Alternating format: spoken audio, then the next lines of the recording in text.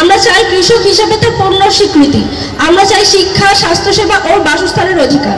চাই যৌন ও প্রযোজন ক্ষেত্রে নিজের সিদ্ধান্ত নিজে নেওয়ার অধিকার, গোপনীয়তার অধিকার, রাজনীতি ও রাষ্ট্রিক বিচারিক প্রক্রিয়ায় নির্ভয়ে অংশ নেওয়ার অধিকার, নিপীড়িত নারীর বিচার পাওয়ার মর্যাদাপূর্ণ জীবনযাপন ও সামাজিক নিরাপত্তার অধিকার। আমাদের লক্ষ্য সম্পত্তিতে নারীর অধিকার ও সব অর্থে আত্মনিয়ন্ত্রণের অধিকার। আমরা লড়েছি প্রতিবন্ধী ও দেশের সকল প্রান্তিক জনগোষ্ঠীর অধিকার প্রতিষ্ঠার লক্ষ্যে। আমাদের লড়াই পরিবেশ ধ্বংসের বিরুদ্ধে, বিচারহীনতার বিরুদ্ধে, জনগণের গণতান্ত্রিক অধিকার খর্বের বিরুদ্ধে। উল্লেখিত মৌলিক নীতিগুলোর অধিকাংশ নারী বিষয়ক সংস্থার কমিশন উপস্থাপন করেছে।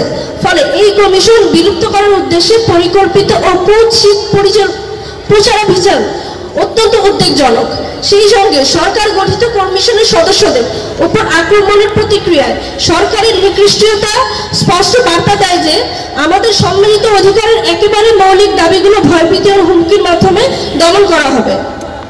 আমরা দেখেছি ঘৃণা ও বিদ্বেষের রাজনীতি, হুমকি, সংঘবদ্ধতা, সহিষ্ণুতা অবাধে চলছে। আমাদের ন্যায্য দাবিকে দমন করার চেষ্টা চলছে। আমরা জানতে চাই সরকার কাকে তোষণ করার চেষ্টা করছে।